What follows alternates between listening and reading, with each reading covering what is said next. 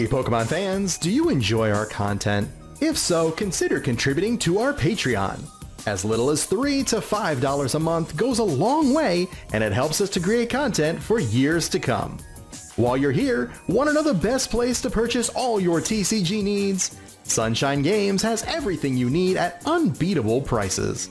Their location in Tampa, Florida is also the friendliest place to go to shop, play, and relax. Check out sunshinegamesonline.com or come by the shop.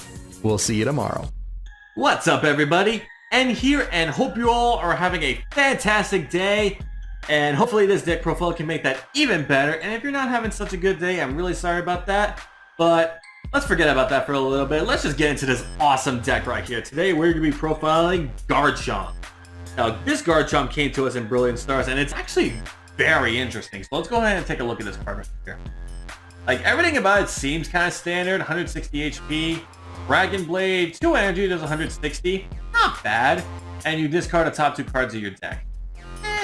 It's okay, the attack and all that. It's definitely not bad for the low amount of energy that you're playing, and you definitely 2-shot everything. It's just HP's gotten really ridiculous in this game. So why am I saying it's only okay? Well, Sonic Slip. That's what makes this card. So what Sonic Slip does is that its ability, when you play this Pokemon from your hand to evolve, you get to prevent all effects of attacks done to this Pokemon, including damage. Yeah, okay, yes, you prevent damage and all effects of attacks done to this Pokemon until the end of your opponent's next turn. It was worded a little bit weirdly, so I want to make sure I was getting it right. So yeah, once it's evolved, it is completely unaffected by everything until the end of your opponent's turn. So that's why you can almost guarantee the 2-shot of anything here. And that's why this deck is a force to be reckoned with. And with that, of course, we are going to be running 4 copies of it, just because the whole point of our deck. With that, we are running 4 copies of Gibble and 3 copies of Gabite. Now, this is a little bit of a higher count for the mid-evolution in a Stage 2 deck, and I don't normally do that.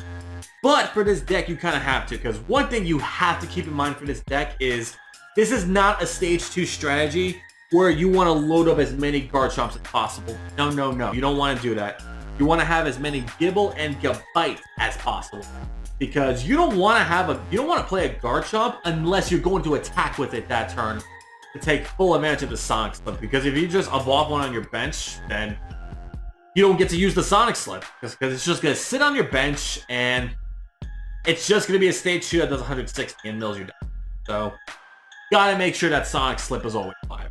So that's why I am running a little bit of a higher count here. We are, of course, still running Rare Candy, but having more options is over. And be a little bit of an interesting card here. We are also running 2 copies of Empoleon. Now, Empoleon is another pretty interesting guy right here. Got the ability Emergency Surfacing. Once during your turn, if this Pokemon is in your discard pile and you have no cards in your hand, you may put this Pokemon onto your bench, and if you do, draw 3 cards. So this kind of goes hand in hand a little bit with the Dragon Blade ability. Because if we end up milling one of these, and our hand is empty, which happens a little more often than you think, you get to go ahead and just put them back and draw 3. And not to mention, his attack isn't bad either. Water Arrow does, for 1 energy, does 60 damage to one of your opponent's Pokemon. So, really, really cool here. It can help soften up a Pokemon here for a 1-hit knockout due to our Garchomp there. So it's really, really cool. And because of that ability, we don't have to run the whole Piplup line. That's really, really nice, even though I do love Piplup. Don't get me wrong, I do love Piplup. And something I'm trying here, I am running 4 copies of Mew from Celebrations. Now, it doesn't necessarily have to be Mew. You can make it Snorlax from Vivid Voltage. You could just... let's see, what else would be good here? I guess since you run Water Energy here, you could have Suicune be as well?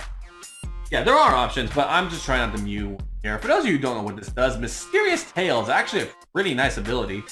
Once during your turn, if this Pokemon's in the active, you may look at the top 6 cards of your deck, reveal an item card, and add it to your hand.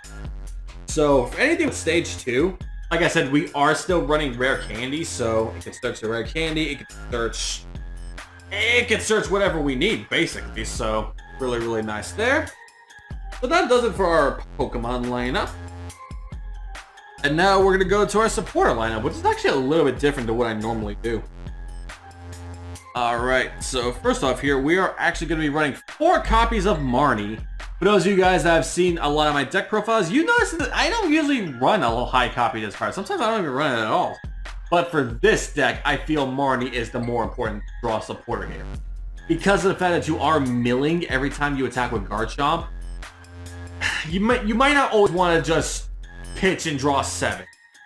Even though, yes, it's very good, you are milling, and you're searching a lot too, so you're going to be thin out your deck pretty quick. And Marnie just helps us not deck out as quickly, not to mention it can completely mess with your opponent. But we are still running Professor's Research. We are running 2 copies of it. I feel like 2 copies is okay in this deck. Like I said, because of all the search power we've got and just everything we got going for us, I feel like this is okay. If you guys want to like maybe take out a Marnie, make it a 3-3 split, that's perfectly fine. But I do retain that Marnie is the more important draw support. We are, of course, running 2 bosses orders. Nothing really to say there. 1 copy of Cynthia's Ambition, mainly because it's a Garchomp deck. You gotta have Cynthia in here. In all seriousness, this is really just more of like a fun deck option. You don't have to run the Cynthia in here. The Cynthia isn't bad. Don't get me wrong. It's not really bad. Honestly, if we didn't have Raihan here, I would say go ahead and run more of the Cynthia Ambition. But, so what this card does here, before I go into Raihan, is that you could draw cards until you have 5 if you play it. But if one of your Pokemon was knocked out during your last turn, you get to draw 8 instead. So, it can fill up your hand pretty nicely. But, you never pick Cynthia over Raihan. Not in this case. Because for those of you who don't know, what the Raihan does is that when one of your Pokemon's been knocked out, and you can only play this when one of your Pokemon's been knocked out, you get to attach a basic energy from your discard pile to one of your Pokemon and switch your deck for any card. So, Raihan here is an absolute must for one prize of decks. Absolute must. Like I said, this is nice, don't get me wrong. And I would feel bad, because you know, Cynthia Garchomp, it's recognizable, it's an iconic duo, but my personal advice, never pick this over this. Don't do it. Don't do it. Another supporter that I personally feel is going to become a staple for one prize or decks is going to be the 3 copies of Gloria that we run here. So you search your deck for up to 3 basic Pokemon that don't have a rule box, aka our entire basic lineup here of Mews and Gibbles, and you get to put them on your bench. So pretty much as long as they're not like rule box, you can just play 3 from your deck immediately. So again, one prize or decks, this I feel is an absolute must. And that does it for our supporter lineup. A little heavier than I'm used to playing, but for stage 2 decks, I feel like sometimes you have. Alrighty. Now for our items here, as I said, we are still running rare candy here. I'm not maxing out on rare candy because of the fact that we are also trying to do our Buckwheat lineup as well. Just to have more things ready to go into Garchomp when we attack. So 4 I don't feel is necessary. So go ahead and just run through. I've seen some deck lists even play 2. I personally don't feel comfortable running only 2 rare candy regardless.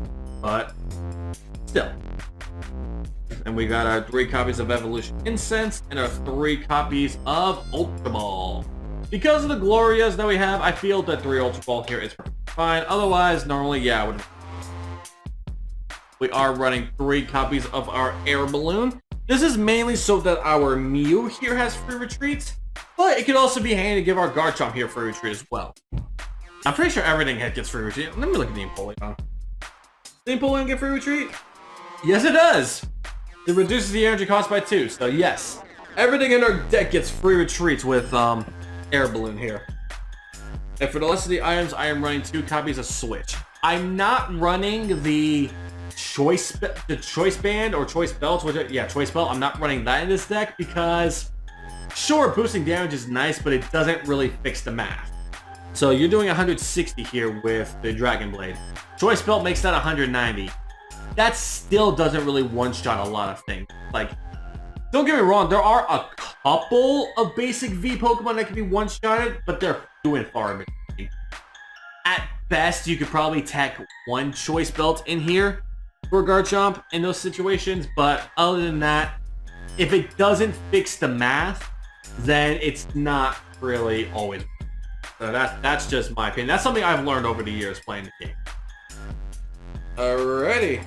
And we are running, for our stadium, we are running 4 copies of Path to the Peak. We have absolutely 0 Pokemon. We have 0 like V Pokemon here. So Path to the Peak is perfect. Not to mention a lot of popular decks, including Arceus V-Star. Shuts down that Starburst ability. So really, really nice there. And for our energy, we are running 5 oops. We're running 5 water and 5 fighting. So 10 energy overall. And I feel that's a good amount. I've seen some decks only do like a 4-4 split. I would feel a little more comfortable with a 5-5. Mainly because I've been pulling on for the water. And well, you could end up milling your energy. Having a little bit more. And with that, that is going to do it for the Garchomp deck profile here.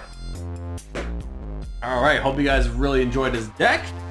And just so you guys know out there, especially parents, if you got yourselves kids that are like really wanting some Pokemon decks there and you guys don't want to spend too much money on the single cards, nothing in this deck is really all that expensive. Like everything here you can get, even though I have like some reverses and like different arts, you can get these in like lower rarity. Last I saw, this Mew Hollow here isn't really worth much, so it's a very budget-friendly deck on top of that. So, if you guys enjoyed this video, be sure to hit that subscribe button, notification bell, like button, and comment down below. And also feel free to be a follower of us on YouTube, subscriber on Twitch, and just anything you guys feel like doing to support us would really mean the world. So with that, guys, I hope you all have a fantastic day and are continuing to have a fantastic day. But make sure you're not working too hard. Give yourself some breaks and stretch. Stretching is important, especially once you're getting older like me, which I need to start doing. Yeah, I need to start stretching. So with that, you all have a fantastic day, and I'll see you all next time.